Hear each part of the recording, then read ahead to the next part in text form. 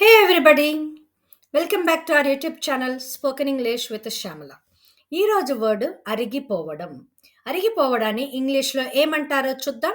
అలానే నా చెప్పులు అరిగిపోయాయి, నీ దుప్పటి చినిగిపోయింది, నేను ఇంటి పనితో అలసిపోయాను, మీరు ఖచ్చితంగా అలసిపోయి ఉండాలి, నేను రాత్రంతా పని చేస్తున్నాను, నేను చాలా అలసిపోయాను.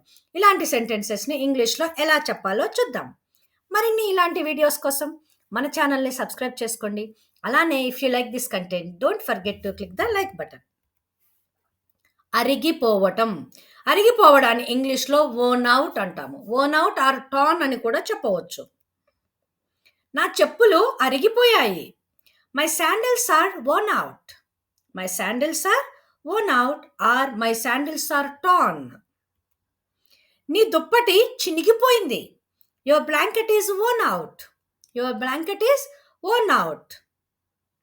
Are your blanket is torn.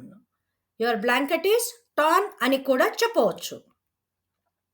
నేను ఇంటి పనితో అలసిపోయాను. I'm worn out with domestic work or I'm tired with domestic work. Worn out is the synonym for tired and torn.